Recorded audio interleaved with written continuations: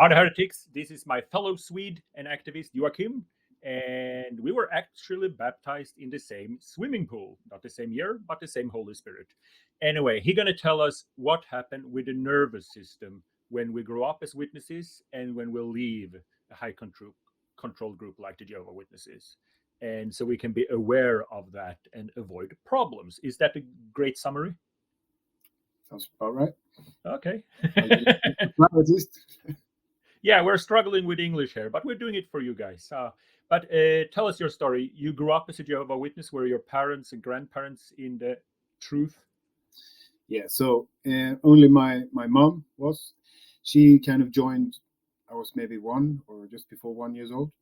So it's in short, she my biological father was a criminal kind of drug addict person, and they were living this kind of life. And she got pregnant, and she thought, okay, I need to change my life around to not raise my kid in this environment.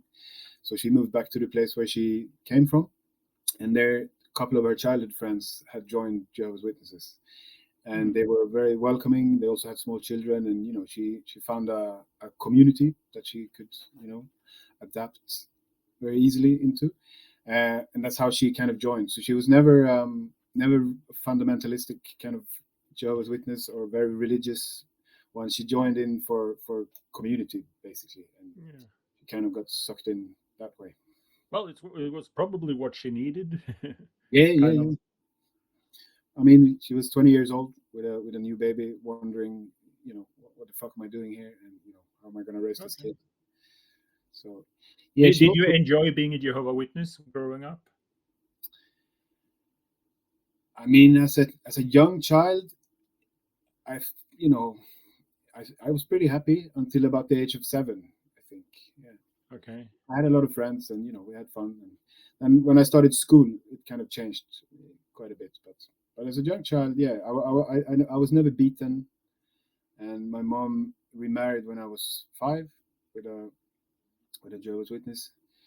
But it was my family situation was not one of a very strict kind of religious. There was the Bible studies at home were rarely happening, and there was no pressure really.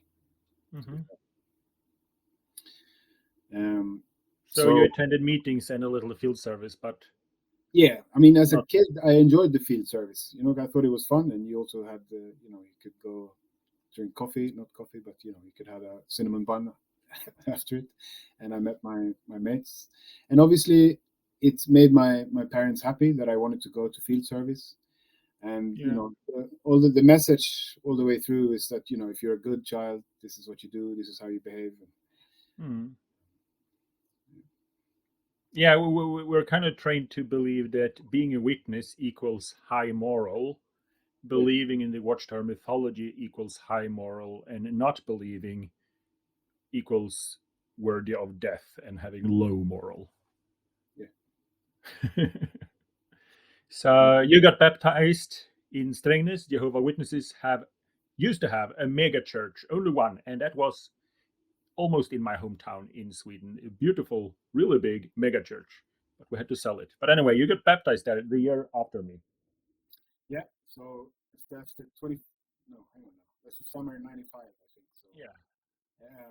I was feeling kind of depressed, or a bit not really knowing what was wrong.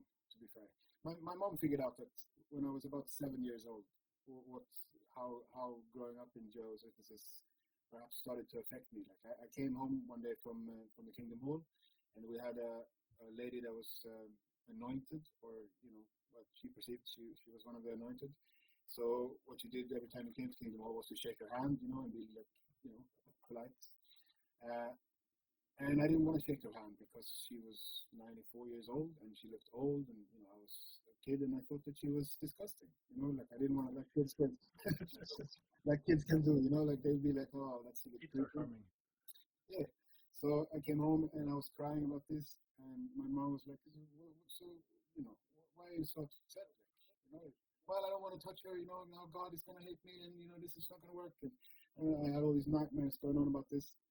And my mom has told me since that she kind of realized at that moment that, what have I actually done to my child? What am I doing to him? It's not normal for a child to have nightmares like this. She was kind of unaware, I think.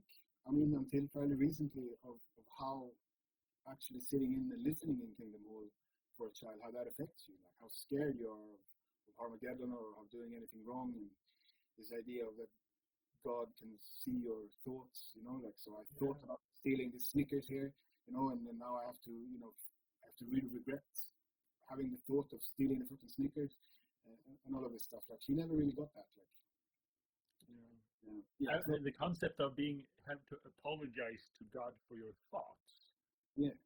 Kind of mess up your mind. Yeah, you could say that. Yeah. Because it teaches you not to think. Yeah. Which is kind of the point, I guess, from Watchtower perspective. Yeah, and I mean the whole concept of that your heart is treasures, or don't you should deny yourself and put God in front, or God's work in front, or whatever, is kind of the opposite of normal, I would say. But yeah, it serves the purpose, obviously, to live in fear. Whatever you feel, whatever you think is wrong, and you need to get rid of that. Yeah. Yeah. I remember my father always used to say that you can't prevent a bird to fly over your head, but you can prevent it from landing. And the same is, if you think a thought that's opposite of what Watchtower teach you, you should just chase it away and replace it with another thought. You can think about your pet tiger, for instance. So you just apologize to God for having a wrong thought, and then you have to replace it with another thought. And that's brainwashing, I would say, today. Yeah. Yeah. It's not healthy. No, it's. I mean, one of the main functions of our brain is to think, right? So Yeah. I mean, it kind of thinks. That's the whole purpose of it. So it's going to think, and then we can't control whatever thoughts arise. Like, we can, we don't have to catch all thoughts and manifest them, but we can't. If we're going to have to chase all thoughts away that are not from the Watchtower, it also takes up a lot of time, I guess. Is this a good thought? No. Yes. Maybe not. So yeah, it's brainwashing for sure. Like. Yeah. There's in the bunkers video, there's one, loyalty in all things, and was also loyalty in thoughts. And this lady, she systematically replays all of her thoughts to what they call Jehovah's thoughts, that are not written in the Bible, they're written in the Watchtower. And she systematically replays her thoughts. And they show she's walking around with a notebook, and she's so happy. She shows her friend how she's replacing her thoughts, and then she's happy and she survives due to replacing her thought.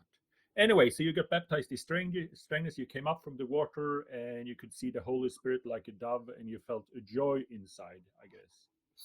Yeah, no, it was that was I was hoping for that, like I was getting baptized for the reason of knowing that I was going to be on the right path, at least, maybe. Yep. I didn't really know what to expect, but I expected to feel some kind of joy, at least, and just like, now I'm on the right path. It might not get easier, but at least I've chosen the right thing. Like, but instead I had a panic attack, and a voice saying, what the fuck have you done now? Like, this is not good. And as a good Jehovah's Witness, I kind of didn't. I tried to just wave that away and not think too much about it. And about a year later, when I started college, I met. I went out with my classmates, my worldly class friends, drinking, and I met a girl that I slept with, and I felt, yeah, terrible stuff. Terrible stuff outside in a park on top of it. Yeah, no, and I woke up that day. Many nice parks in Stockholm. Yeah, it was in what's it called? The Rålambshovsparken. Yeah. Oh. Yeah, don't go there. It's a very sinful park. Yeah. So yeah, no, I woke up the day after there, and I had incredible anxiety, knowing that I've sinned and da da da da. So I went to the elders, and I told them what I've done. Sitting there in a meeting, for how long it's been going on, if it was planned, all of these details, like. And I guess I was still hoping at that point for some kind of understanding from these people. Like, these are three elders that I've known my whole life. I've looked up to and looked at as role models, and they were just like, yeah, well, they were kind of pissed off about it, and they were like, yeah, we knew that was gonna happen. Like, very poor attitude. Not like how are you doing? How are you feeling? Are you okay? Like how are you feeling about that? Like it was just like, oh, that sucks. So I got the restrictions and these things, and then I spent about 6 months lying in bed, praying and regretting, and repenting basically, until I figured out that I was kind of waiting for God to show me that it's enough now and you can move on. But that day did not happen, unfortunately. So I came to some kind of point where it's like, okay, I can't stay here in bed anymore. I have to do something about this myself. So I basically told myself, hey, kid, you're all right. Like, you fucked up, but it's okay. And as soon as I said that to myself, I pretty much instantly felt different and better. And I was just like, oh, okay, that was me. I needed to forgive myself. Like it's got nothing to do with God, this.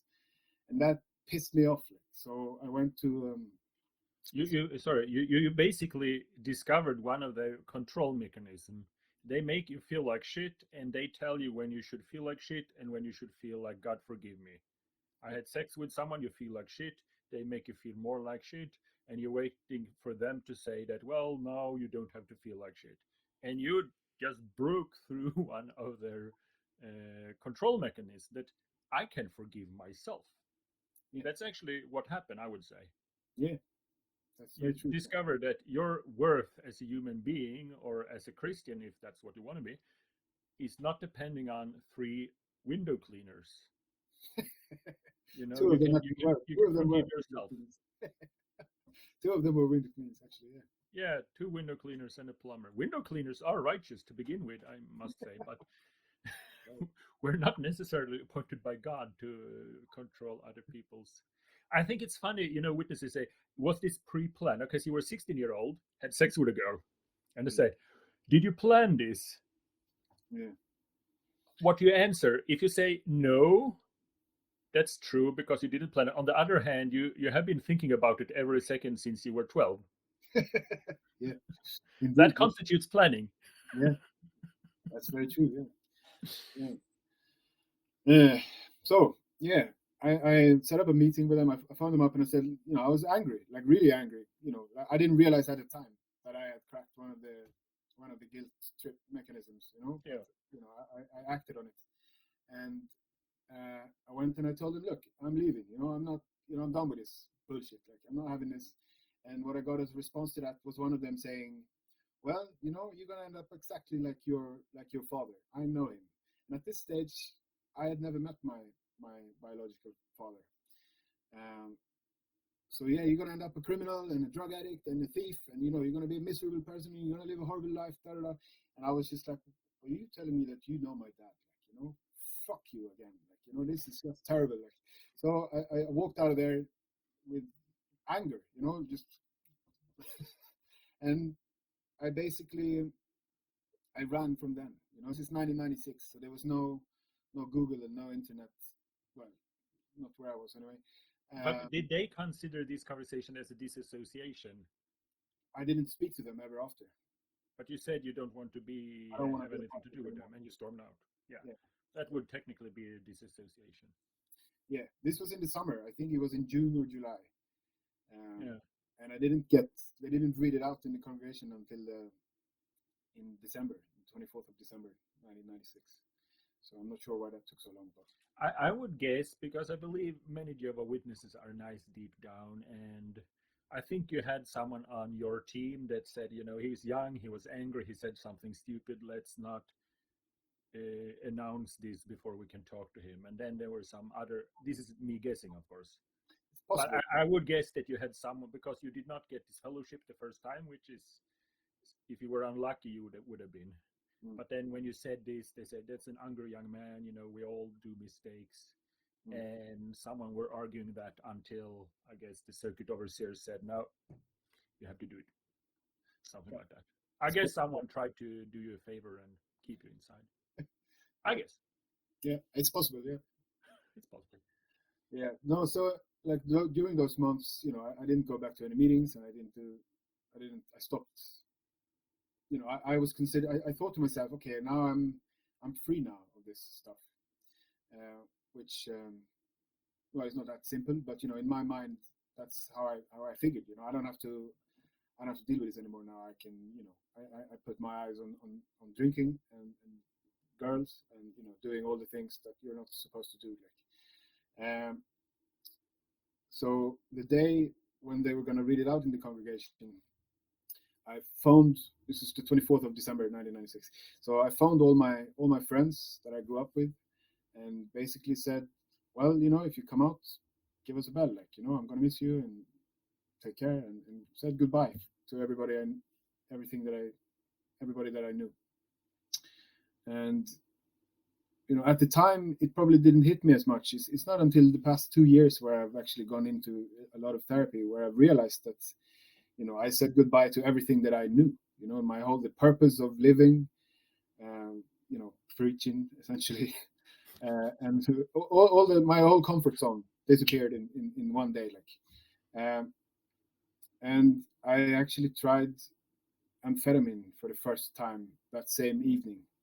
So from saying goodbye to everybody I know and entering a sorrow process, I tried drugs, and I thought to myself, well, if this is how you can actually feel, it seems stupid not to feel like this. So I did that for a very long time, 23 years mainly. You're doing drugs for 23 years. Yeah. That sounds like a bad idea. Yeah, well, I would. I'm not sure to agree with that. I wouldn't recommend it to anybody else. I can only talk about my own story. I mean, it's not like I started off with a needle in my arm in a street corner. But I used drugs to be able to cope with life, basically. So yeah, I went on. I think for the first 6 years, I was kind of defending Jehovah's Witnesses quite a lot. They're all right. Yeah. So that's the first bit, of it. If anybody said anything about them ever, I would be like, yeah, well, they're kind of all right. They have some weird ideas, but they're nice people, etc., etc. And I kept, but I never really sat down to think much about it neither. Do I actually believe in this? Do I not believe in this? I was just like, okay, I'm running, I'm moving away from that. I'm not going to live after these things anymore, but I'm just running, basically. So it took about 6 years until I had a conversation with a girlfriend that I had at the time, who was raised a strict Catholic, and we were talking about what it was like growing up and stuff. And I told her, well, you Catholics, you believe this, you don't believe in the evolution neither, and and she was like, what do you mean?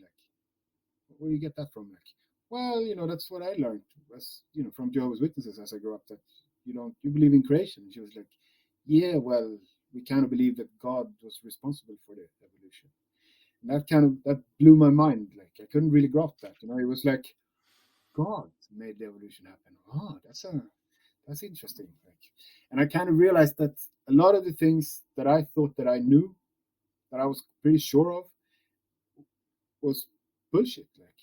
So I started reading more books, and I started looking into Jehovah's Witnesses on Google, which had arrived at that time in maybe 2003. And I found a lot of information from apostates, and namely about the, what's it called, the Central Commission, is it called, in Australia? Australian Royal Commission. Royal Commission, yeah. But that wasn't 2003. That's later. Was it later? Okay, but it was the beginning of that. I think. What year was that then? I drew a blank right now, but it was not 2003. It's more recent. All right.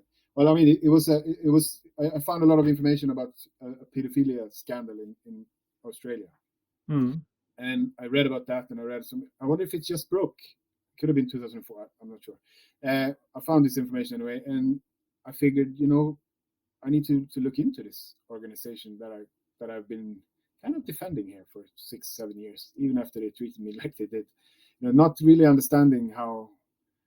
Never had any clue how much indoctrination was still active in my way of thinking, and how it affected my life choices and so on. And I found these forums online where people were pretty hateful, and angry, and I was reading a lot, talking to some people on there, and then I figured that it's not gonna serve me to just be angry. So I don't want to listen to this stuff anymore. But that made me kind of research and see like well, they're actually a cult. The way you're raised, and it kind of put some of the ideas there in my head. But I didn't spend too much time on doing that. But I had my drugs that I was convinced was the solution. I was kind of very black and white about drugs, like a bit like you're about the truth when you're a Jehovah's Witnesses. This is the truth, and don't question it. And this works. And I was like, yeah, well, doing drugs works. Like that makes you feel good. That's great. And like it's interesting you say that, because I started reading about addiction when I left the cult, basically because I was spending too much time on Facebook, and so I read about addiction, and I just realized that Jehovah Witnesses are as an addiction. Yeah. They constantly tell you that, oh, you feel anxiety, the demons are after you, flea markets are dangerous, where the people want to kill you, but when you come here you feel safe. Yeah. You feel safe, you feel safe, you feel safe. And their biggest argument why you should not listen to apostates is, how do you feel after talking to an apostate? Do you feel encouraged to give more to Watchtower? No. And it basically is appeal to cognitive dissonance, no, what do you call it? Confirmation bias. If you don't get confirmation bias, it's bad. Just yeah, I mean, so funny thing you said that you were defending your drug because the drug is good for me, and basically the same as witnesses do. Well, maybe we do destroy families, but if they want to come back, they are welcome. yeah, no, I mean it's very just simple. defending their drug because it makes them feel good, and they are afraid of losing it because they believe it's the only thing they got. A drug addict believes that this is the only thing that keeps me sane, and Jehovah Witnesses believe that Watchtower is the only drug that keeps me sane. Exactly. Yeah. It's very much the same thing. It's an addiction. Yeah, for sure. I mean, it's and I didn't realize this until perhaps 2 years ago that's why I did drugs for so long and what they gave me. It's not until I started asking, why do I always choose drugs? Why are they so important to me? Until after I got sober and couldn't take the drugs anymore. Basically, I mean, I would say I wouldn't recommend anybody to get addicted to drugs. To be fair, but for me, they did the trick. They moved me far away from that organization, and they kept me alive for a long time until they stopped working. It's a little bit like with Jehovah's Witnesses. When you get too many consequences of it, you might start asking questions like, is this really sensible to believe this? Similar to the it's kind of the same. When you join a cult or something, you get an initial high, basically. Okay, I'm not I don't do drugs, but it's basically the same thing. You get a high, a really intense high when you start with something, and then you stick to it. But at one point, you don't really get the good high anymore. Yeah, I think you could started to do stronger drugs, but you just get the bad things, like drinking alcohol. When you're an alcoholic, you don't really enjoy it. It's what you do. And I remember I protest a lot of convention, and I look at the witnesses. They're not happy anymore. It used to be like new people that came into the religion and they were super happy, and other people were happy when they saw them. And now I see old couples that been loyal to Watchtower the whole life, and they go like this, another convention, yay. And then they sit like this for 3 days, and they go out, and we go to funny thing when we protest, because we go out having a party, the apostates, and we go to the same restaurant as the witnesses. And we're nice to them. We don't provoke them or anything. Sometimes I ask them if I can buy them a beer or something. But you see those old couples sitting there, and they're like, this is our Christmas. We go to convention, and the evening me and the wife go to a fancy restaurant, and you see old couples sitting there eating their expensive steak, and it's very much like a drug addiction to be a witness. At one point, they don't get a high anymore, and it's just, this is what we do. I can't cope with life outside the drug. Yeah. No, I mean, it's a lot of similarities. I mean, it starts off all good. You're getting something from it, Yeah. and then I mean, the definition of addiction would be when there's something that you like doing, and then there's consequences of that, and the consequences are worse than the benefits, and you still Yeah. don't stop, and you can't stop in the end. So Mm. everything is fun in the beginning, I guess. To Yeah. a certain, but yeah.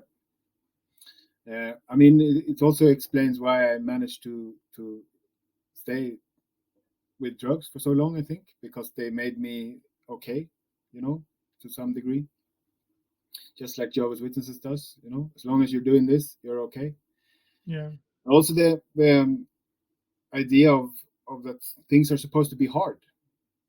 Um, if you're doing the right thing, it's supposed to be hard. Like to stay on the narrow path and follow God's path, it's supposed to be hard. It's not Mm. supposed to be easy.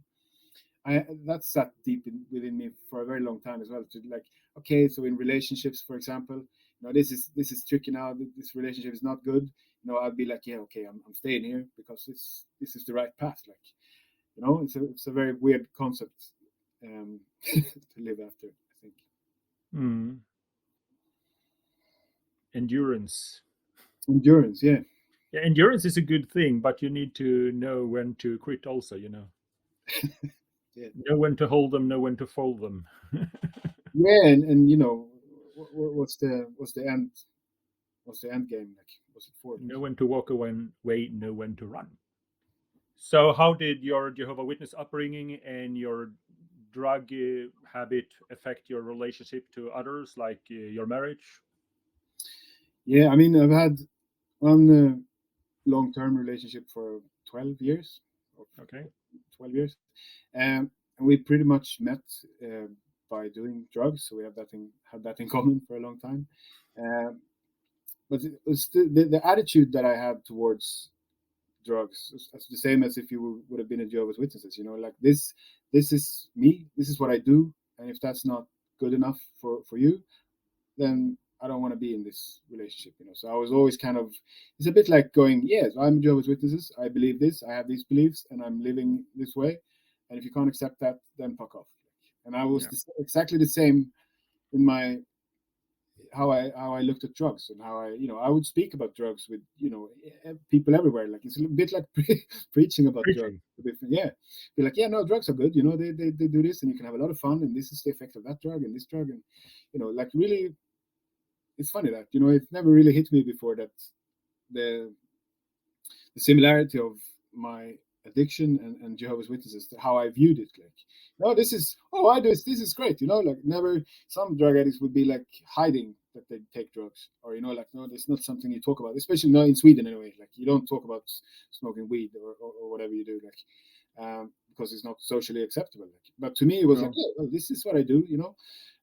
So how the JW affected me in relationships, we could say, um, is that as soon as somebody would make me feel vulnerable, or accuse me of anything, or make me feel as I was gonna get found out, like and this is my perceptions. It's not necessarily the what was actually happening, But if I perceived that now I'm gonna get caught, or I've done something wrong, or somebody's accusing me of something, I would immediately blame the other people for it. Yeah. I could never take responsibility for anything, because essentially I had a block within. Like I had a therapist once. He told me, you have an aversion to feeling anything, and it's not.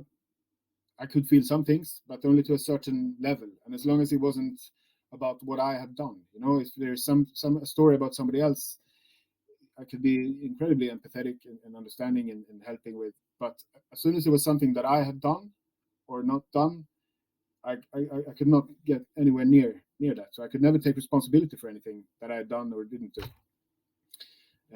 Because you will not admit it, I kind would of. never admit it. Yeah. Uh, So I think that's down to the being 5-6 years old and thinking God sees what I'm thinking.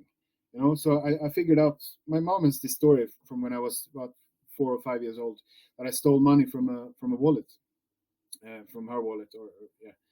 And she saw me do it, and I wouldn't admit it. Like, she was like trying to kind of be nice. Well, did you by any chance take the 20 note from my wallet? No, no.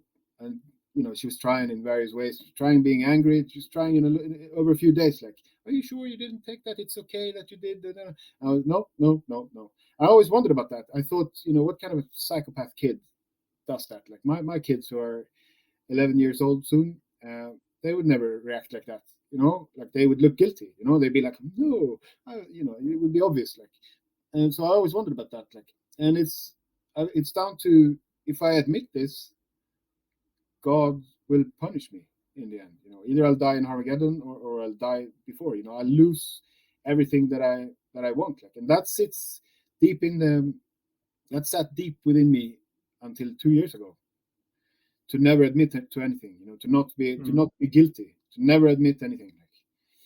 And I'm just thinking, when you're a witness, if you tell a witness about the Australian Royal Commission, they obviously go into denial, but they also believe the denial. Yeah. When you accuse Jehovah Witnesses, or just mention something that Jehovah Witnesses has done that's not correct, or something they do that's unloving, or a rotten fruit from a rotten tree, or something like that, they go straight into denial. And I'm like, when a protest outside the convention, they don't realize I'm an apostate because I'm such a nice guy, and they will quite often try to explain to me that they don't shun people. Like, I spend a lot of my time listening to Jehovah Witness, trying to convince me that they don't shun people. And the people I'm talking to is not lying. It's just they're so used to adjust their thinking and just believing in what saved this situation, so I will not die in Armageddon. Yeah.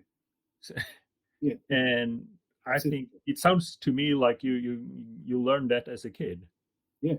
Maybe. I'm not a psychologist. I'm a window cleaner. but it is interesting. As a witness, you're trained to just believe something, even if the evidence is in front of you. So yeah, no, but that's true. Like, like, I mean, that's exactly right. Like, and living in this kind of dealing with reality, I guess, and in particular relationships in this way, it creates problems. Like, because you can never be wrong. yeah. About anything. Like, I mean, I could be wrong about, okay, I thought that the boss left at 10 past, it didn't. Not things like that, but anything that kind of affected me as a person, or something that I had done. Yeah. So, and also, I'd respond with anger in the end. And it's I was a horrible person to be in a relationship with. Yeah, and all through all my relationships, 2 marriages, and a bunch of other long kind of term relationships, this has always been the pattern. It's a repeating pattern. And I thought for a long time that I only meet these crazy people. They're all crazy. Until I figured out that there's got to be something. There's something all these people have in common. There's people from all over the world, all sorts of different places, and they're all crazy. It's strange. And then I figured out that I was the common denominator, and probably had something to do with it. I'm not saying that all my relationships perhaps were as they were only because of me, but I had a 50% or 100% my own part in that, like, which it took me a very long time to get to that, like, what my responsibility were in this. So you started reading apostate material in 2003, and you went down the rabbit hole of apostasy. So what's the high and the low? Yeah, from that point, it kind of made me realize that what a cult it actually is, and how it's kind of a systematic indoctrination of people. And then I kind of gave that up, and I was like, okay, that's it. And now I'm trying to leave that behind me, and I keep on living my life. I get married, and have children and so on. And then I'll continue. I'm continuing with my drugs. I've never actually. I stopped once for 8 months in 2011, uh, and then figured that that was all I needed, so I can go back to using drugs like a normal person because it kind of went overboard a bit. And then it's so 2019, the drugs kind of stops working, and I go into a kind of very dark period of time, and I end up going to a rehab facility in Scotland, and I wake up on the 24th of December 2019, so 23 years after I got after they read it out in the congregation that I was disassociated or disfellowshipped. And I wake up. I'll tell you about this because this is like the beginning of my, if there is any proper deprogramming that I've done, this is when it kind of started. Like when I realized how much of this stuff had affected me my whole life. I just went on living, kind of running with the help of the drugs to not have to feel and not have to think too much, and just kept moving up until this point. So I woke up, and I woke up with tears in my eyes, and I thought to myself, all right, another beautiful day in Scotland. I'm going to start crying before I even open my eyes. And I figured that this grief that I never dealt with, I could just notice that this sadness is here, And today, 23 years ago, I said goodbye to everything that I knew, everybody that I knew, everybody I grew up with my whole life, and I never stopped to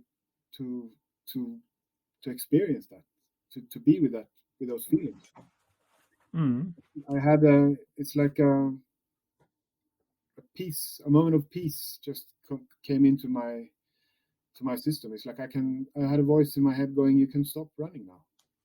You can stay here. This is okay. It's okay to be here. You don't have to move. You don't have to change anything. You don't have to do anything. You don't have to do anything more external to change how you feel, because it's okay to be here." Yeah. So, And that, okay, yet again, I'm not a psychologist, but to me, it sounds like you run away from the grief. If would it be correct to say that for 13 years you didn't deal with the emotions of leaving? yeah, You 23. just find a coping mechanism that was called drug, and it worked great. Yeah, that's it. Yeah.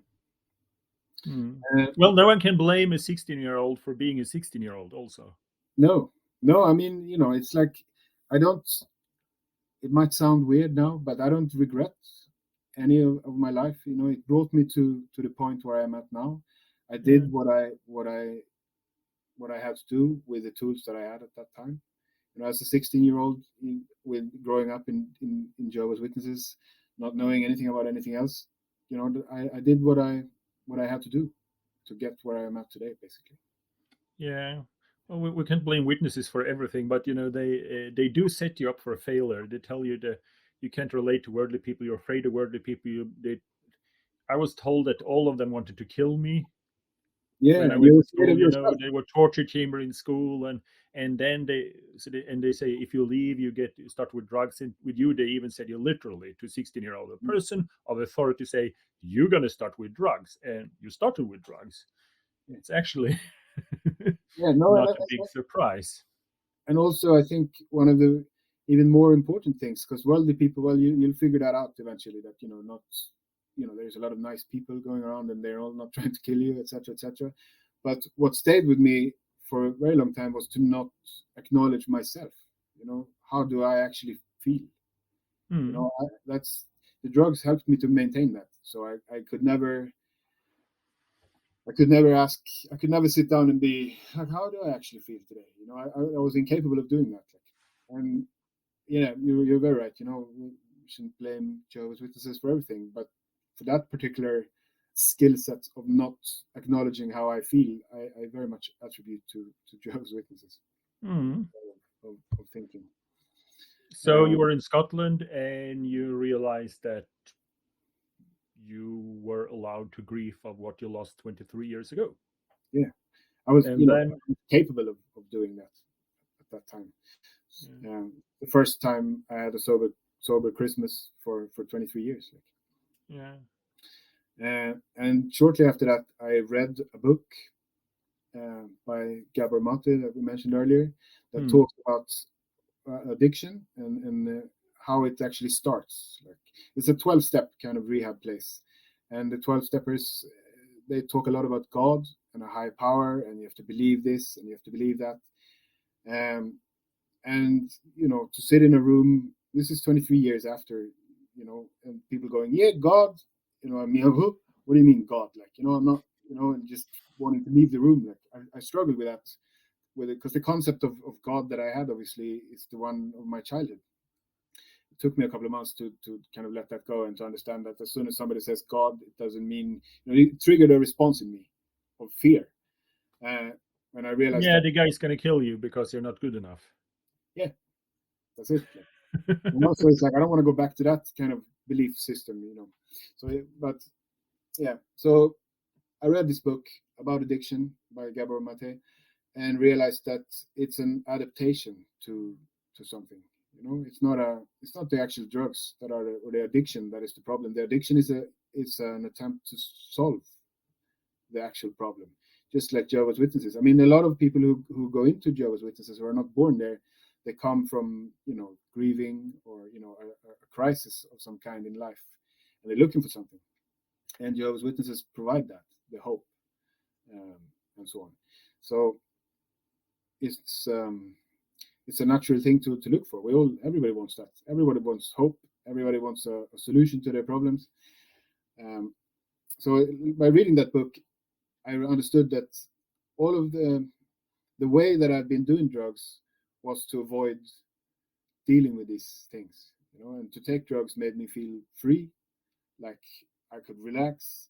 I wouldn't have to be so serious. It's like I could forget that God is watching me and judging me. I mean, intellectually, I wasn't walking around thinking, yeah, God is judging you now every moment and all the time. But that's the feeling that I had all the time.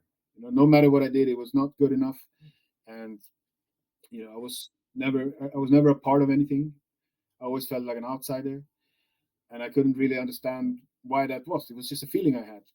And when I figured Mm. out that there's trauma gets stored in your system, in your nervous system, and I could start to read more. I basically read everything that I could find by Gabor Mate and watched a lot of videos. And there's some other people as well. Bessel van der Kolk, for example, in his book "The Body Keeps the Score."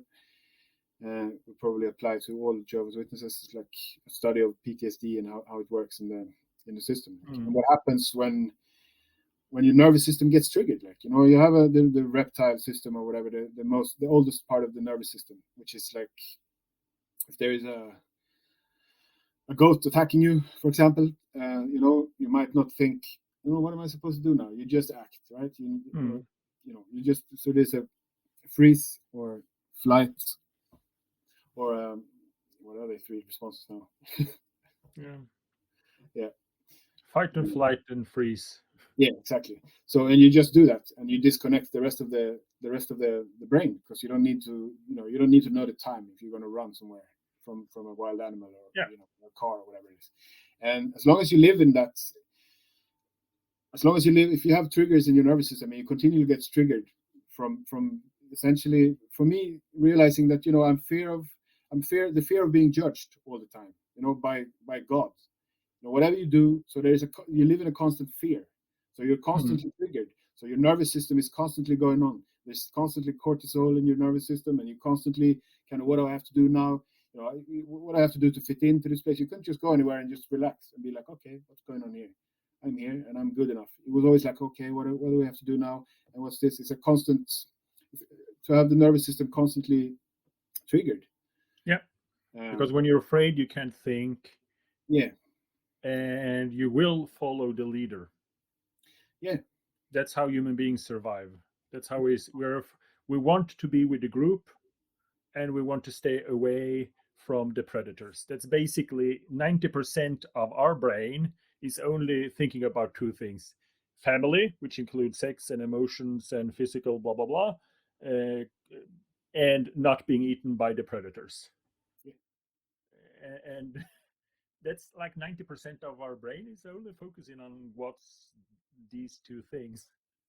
Yeah. So when they tap in that you're afraid of all the worldly people, and Jehovah Witnesses are the people that will love you and give you love, but it's conditional. We only love you if you do this. Otherwise, we give you back to the lions, aka worldly. Yeah. It's a very strong thing when you grow up with this as a kid. Yeah. And if you meet someone that the dominating fear with a person is the fear of spiders. Normally we have a lot of fear, but sometimes there's dominating. If you try to explain to a person that we don't have dangerous spiders in Sweden, so you try to explain it to it using your conscious part of the brain, and his conscious part of the brain understand every word of what you say, but you basically lose a friend because his subconscious part of the brain just hear, this guy is not a good guy to have as a friend when the spider attack. Yeah. So his subconscious part of the brain will just find a new friend. Yeah.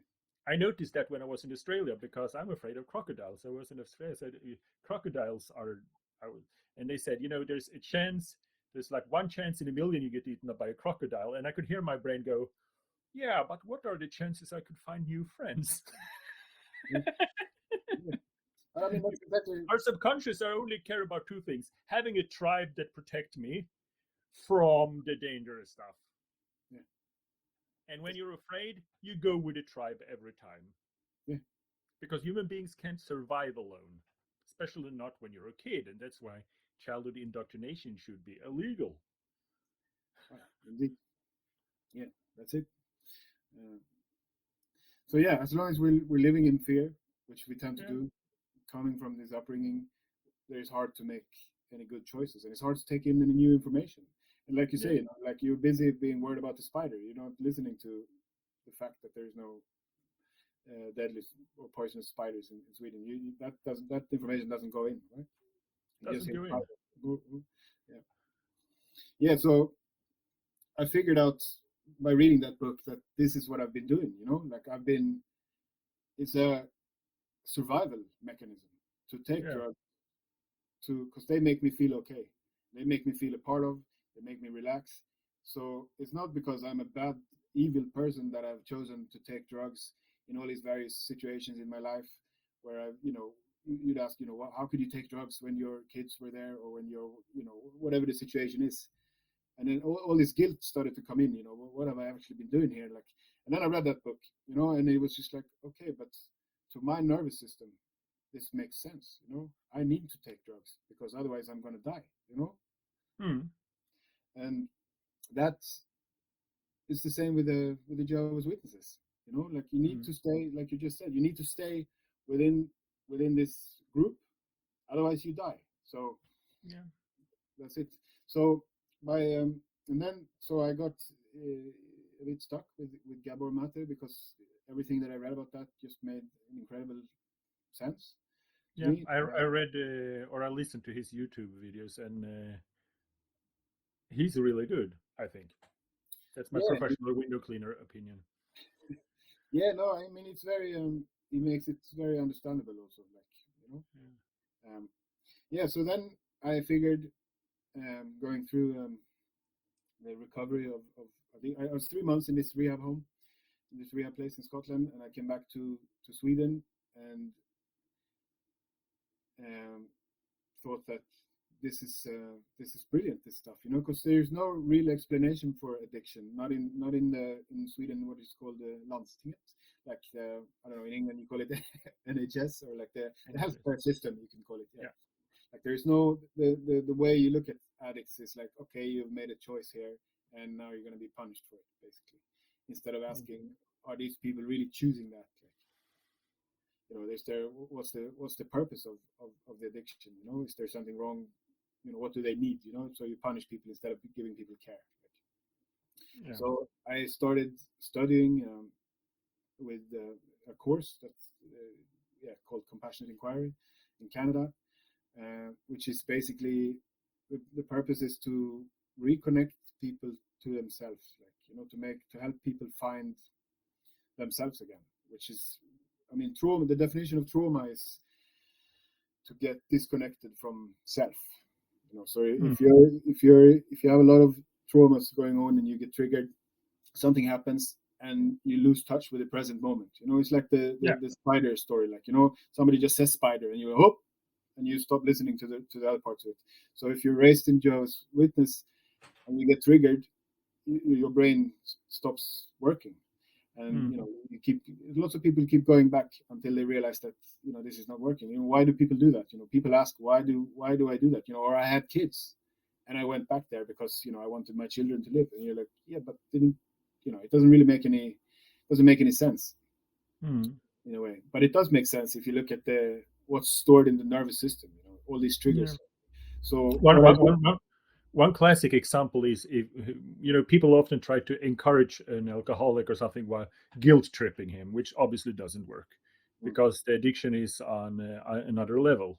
yeah, So, but they will say that, do you love your family more than alcohol? And he will say, no, I don't love alcohol more than my family. And that's the same if you would ask Jehovah Witnesses or cocaine or anyone. If you ask my parents, do you love Watchtower more than your child Jonas in this example? They would say, no, we love our children more, but their actions will always show that they love the addiction more. yeah, It was when I read that sentence in the book, I just stopped drinking because I will never treat anyone the way my parents treated me. So it wasn't even intentional for me to stop drinking. I just, oh, God, this is, I will never do that to anyone. But it reminded me that book, like Watchtower, is really like an addiction yeah, because they give you a feeling of safety, but they also give you all the problems that you're afraid of.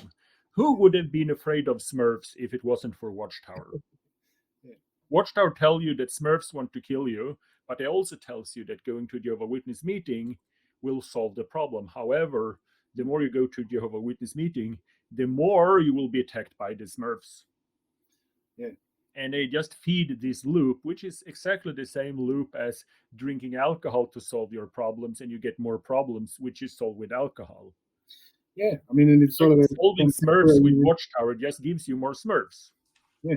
No, and both is a very temporary relief, right? You drink or Yeah, take drugs, and for a while you're like, okay, okay, I'm safe, I'm safe, I'm safe, and yeah, then you have to do it all over again. And it's the yeah. same with that organization. It's a But never-ending loop. just as the alcoholic, he can't understand. If you ask him, do you love your children more than alcohol? He say yes, because that's what he feels, but he can't explain why this is happening. Same with Jehovah Witnesses. They love Watchtower more than their kids because they protect you from Smurfs, but the fear is down here in the reptile brain, kind of. So this part of the brain is not aware of the fear that's placed here. Yeah, I mean Kind that's of. the reptile part of the brain disconnects the other part basically. Yeah. So like if you're calm, you would make one choice, but as soon as you're triggered or activated in your nervous system, you're gonna make another choice. Yeah. That's And one they of are them. constantly triggered. Yeah, That's why you have to go to all the meetings. If you stop going to the meetings, you mm, might fall into the trap to believe that Smurfs are plastic toys. And then you're no longer triggered. Then you start using this part of the brain that realized that the guy who's told you that Smurfs are dangerous was a liar. So you need the constant fear triggering. yeah, That's why you have to go to all the meetings. yeah. Yeah, I had this. We had this Zoom gathering over the Christmas weekend with for people to just connect and if anybody was lonely for Christmas, XJW, and we had this conversation that there's a lot of people who seem to be leaving the organization at this time, and why is that? Like, and there was a few ideas of one of them being that all the meetings are on Zoom. I mean, now if you have to go to Kingdom Hall 3 times a week and listen to it, and you have to dress up and you have to go there and you have to actually do this and listen to the continuous fear mongering that it seems to be going on. It's gonna keep you triggered, like, and it's gonna keep you in fear, and it's gonna Hmm. keep your frontal lobe from working. um, and now when there's only Zoom meetings, the indoctrination works less. It's not as effective, Nope. so more people figure out that this is yeah, to see it for what it is. Yeah, there's a lot of people leaving now. I get a lot of comments from PMOs. So no. So what's your job now? What kind of activism do you do? Yeah, so what I do now is I have a group therapy project for XJWs, where we use compassionate inquiry, which is basically it's very simple, really. It's just how somebody could tell you something that happens to them that triggered them, and you just go, how are you actually feeling now in your body? What's going on in your system? And you'll be like, okay, yeah, well, this happened, and I have a lump in my chest, or whatever it might be.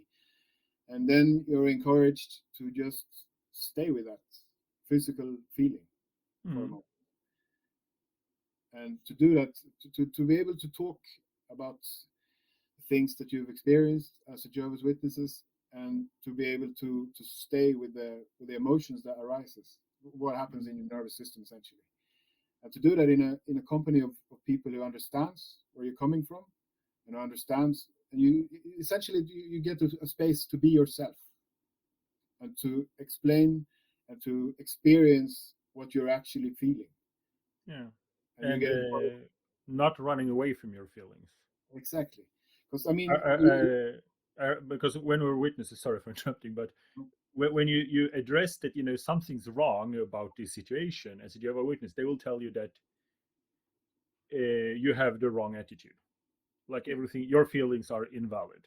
yeah, That you had the wrong attitude, yeah, or that you're a bad association, which is the threat, or they say, which they used to, because I would not stop at a bad attitude because I knew I was right before I complained. I had done all my research, and then they would say you're like Korah, and the ground will open and swallow me. yeah, You never get to address your feelings. You just push them down and put your doubt on the Jehovah shelf and move on. And if you grow up, I'm just guessing now because I'm not a psychologist, but I'm guessing if you learn that as a habit, always neglect your own feelings and believe what other people tell you, and don't you get disconnected from your own feelings. And when you start feeling things, you will use chemistry or anything else to disconnect from them. yeah. Because I there's would still, say.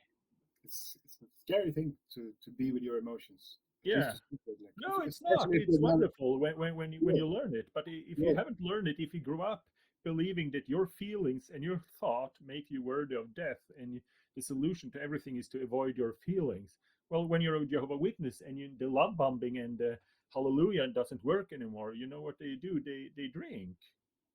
Witnesses drink a lot. yeah, and it appears that quite a few of them are on antidepressants as well, which kind of Yeah, makes sense. Like, let's not get into that whole conversation, but that helps you to live with yourself even though you don't feel well, basically. yeah, Yeah. Yeah, and I mean, it's like you say, so if you have a trigger, if your nervous system gets a little bit triggered and you think that essentially you're going to be killed by God for it, that's yeah. not a pleasant feeling, so your survival system sets in and goes, you need to do something about this. So Stop just, feeling. yeah. So in order to dare to do that, it's not a miracle thing. It takes work, it takes some time, it takes courage, but it's helpful to be in a situation with a therapist or a friend or a group of people who understands what you're going through and who encourages you to stay with it. And just to have it kind of witnessed, to use no pun intended, to have the to have it witnessed in itself Yeah. can be healing. Like, so if you're sitting there saying, okay, yeah, well, I feel this, I have anxiety, or there's a pressure in my chest, and I say, well, is it okay for you to just stay with that for a moment? Mm. Just a simple interaction like that can be very powerful Yeah. if you're used to running away, and if your whole system is going, oh, I need to sweep the roof now, or I need to go and do something else, or and you're just like, is it okay if you just stay with that for a moment? Just, it's like a really kind of simple approach. It's not easy to do emotionally in any way. It can be very, very hard, but it's on the paper. It's not rocket science. Like, Yeah. So staying with your emotions. you have an education in this, and you have a degree and a diploma. No degree and no diploma, no. Okay. Yeah. So, But but you have I'll be yeah. So finishing in February. In 2 months, I've gone through the compassionate inquiry therapist training. Okay, and then you will have a diploma, and it would be called. Compassionate inquiry practitioner. Okay. So certification, I think, is the word. Okay. Yeah. No, I think. Well, I know it's important. Can I just tell you what I did? Because I was sitting all alone on a farm and doing therapy with myself. I realized we have this idea of being afraid of being sad, Mm, and we try to avoid being sad. yeah. So I just decided, because my life was shit and I lost everyone, even though I'm a good guy. So I started, when I felt sad, I was thinking, why do I feel sad? And I would just stay with the feeling of being sad until it I absorbed it, and I did not get depressed of that. I'm a very happy person. I make a lot about jokes about the witnesses, and people think I'm funny, but it's not like I'm blocking it.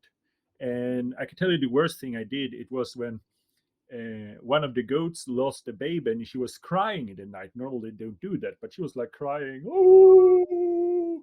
And I went out to her, and I was sitting in the barn with her, and she was crying because she lost the baby, and I was crying because I lost my whole family and the baby. So, and we were sitting every night for a week, crying, me and the goat. Yeah. And then after 1 week, she was still crying, but I was not crying. So then I thought, nah, endurance. So I actually renamed the goat and named her after my ex-wife. And then, boy, did I cry. So I was sitting for like 2 weeks every night with a goat, and the goat was crying loud. Oh, and I was sitting there crying. I two mean, weeks, and I came out stronger yeah. instead of what I might have done when I was a Jehovah Witness. I would have, if you're sad, read the Bible, read about paradise, think about the pet panda. Mm, yeah. You have the wrong attitude. You should not be sad. You should be happy. Mm, If you're not happy, you should read more Watchtower. You think about your pet panda. And if it doesn't work, well, sometimes it's okay to take a drink or 10, but you know, it's not a healthy way of dealing with life the way we were dealing with. I was I would say myself, maybe I'm not the best judge of that, but I was kind of a healthy Jehovah Witness. But it's we avoid our all negative feelings are supposed to be avoided, yeah. and also anger is supposed to be avoided. Yeah. And then you just should crank up joy to the maximum. And that's not how a human body works. No. Sometimes you're angry and you're supposed to be angry. You don't need to kill people and behave like a moron, but you're allowed to be angry sometimes. And Yeah. sometimes you're sad. Expression. Yeah. I don't think the Jehovah Witness, even if we would just kind of remove all the evil parts of the cult, but just the way they act, like the culture, always being super happy, never angry, never sad. Yeah. It's not healthy. It's not human. It's not human. Sometimes you're sad and you should embrace it. Yeah. And when you embrace being sad, well, then all my anger issues disappeared. Yeah. I, and I was not a heavy drinker, but I drank a lot when I was a witness. Not like getting drunk, like on the floor or anything, but basically drinking every night to relax because you couldn't Continuous. relax another way. And when I left the cult, left the Jehovah Witnesses, got this fellowship, you feeling better and better and better. And I picked up this book about addiction. And when I came to the point where they made this point that the person that has an addiction claims that he loves his family, but his actions show he doesn't. And I just could see my parents there and like, ugh! Never drank a drop of alcohol after that, and I never will. Yeah. No, and also to continuously deny ourselves an expression of emotions, whatever emotions that might be. I mean, grief, sadness, happiness, or anger. I mean, it creates. It's hard to just block one emotion. We can't just block the grief or the sadness, or we block all emotions. Mm. So, and it's yeah, it's kind of the opposite of what Jehovah's Witnesses says. It's very human to feel. You know, Mm. and it's hard. I mean, it's not only Jehovah's Witnesses. I'd say the whole society in general doesn't really encourage us to sit around feeling all day long. Maybe we should learn that in first grade instead. Like Yeah, actually, I think a lot of what we're talking about now should be taught in school. Yeah, instead of algebra. When do you use algebra? yeah. How many marriages are ruined because of algebra, and how many other? Yeah. No, I mean, how are you actually Like feeling? in general, why don't we learn about emotional intelligence and what leads to addiction and stuff like that in school? Like the Yeah, and just to learn how to take responsibility for yeah, okay, I'm sad. That's okay that I'm sad. That's it. Like, okay, I'm angry. I don't have to. I don't have to act in anger and smash things or be violent or whatever. But I can just be like, okay, I am experiencing anger now. It doesn't mean that I am anger, but there's a. It's hard that bit like hmm, for people. yeah, So I mean that's basically what we do in these groups is to try and enhance the awareness of what's going on for somebody. Like how are you experiencing that? Well, it feels like that. Okay, can you stay with that? That's okay. That's happening. And just that's the way to get rid of them. Like you said with the goat, I think that was beautiful. Like I wish I had a goat now. It seems like a great no, but yeah. to sit there and just express it like that's it like and that's hard for people like really hard. Yeah, I guess people would be. It sounds weird me sitting with the goat crying for 1 week, crying with the goat, and then when I stopped crying, I wanted to keep crying. Yeah. So I gave her a new name, the same as my ex, just to cry more, and it felt good. Yeah, to me And that you sounds grow as a reasonable, man. person, not avoiding your feelings, but acknowledge them. Yeah, I mean, to me that sounds reasonable. Like, sounds like an extremely healthy thing to do. Like, Yeah, you know? thank you. So we make some list here. What you should do to. I only got 2 points from you. The first was grief. To go through the grief of lose. Even if Jehovah, even if you stop believing in Jehovah and are atheist, I think you still should be able to grieve. It's still grief losing a friend, even if it wasn't real. And Yeah, then the second thing you say, acknowledge your feelings. Do we need some more points on this? We should make it top 10 uh, or let top 5. yeah. I don't know. I mean, to be, I mean, to grieve is not only the grief is also what you have lost. Yeah. You've. I left at 16, so I could basically grieve what I could have had from 0 to 16, and then Yeah. I had 23 years of addiction. And I missed out on a lot of things because of that. And that's a direct result of me not doing that. So that's also there's a grieving process. It doesn't have to be about people. It could be it's more a grievance process about myself and what I've lost and what I haven't been learned. Maybe I could have been I don't know a hockey player or whatever whatever like you can grieve a lot of things like so Mm. to acknowledge that grief and not to hammer on yourself, not to pick on yourself. Think, oh, I should have done this, I should have done that. Because I mean, that's essentially it's like we have all these small, it's like inner children or whatever. Like I have a small inner child here that's upset. I could either push it away, like you have another three. If you have a normal 3-year-old and you push it away, what's going to happen? It's gonna get worse. It's not going to be comfortable, and it's going to come back screaming even more, or it's going to get traumatized or whatever. But so to acknowledge all the feelings and look after them, and Mm. let them be there and accept them, Mm. and eventually they will go away. Yeah. So it's an important point. Like, Mm. Yeah. No, it's an interesting subject. So I'm happy you take the education and learn how to help us because I believe there's a lot of people moving out. I make happy videos because it's some people do videos to prove Watchtower wrong, and that's okay. And you need it for deprogramming, but also people believe when you leave the cult you turn into a drug addict or a criminal or something like that. And I just want people to show that we have a paradise. You can be a goat farmer in Norway if that's what you want, yeah, I love that or you video. can, huh? I love that video. It was great. Like, Oh, thank you. Yeah, but basically that's what I do. So this was fun. Now we got a top, not top 10 list, but top 2 list.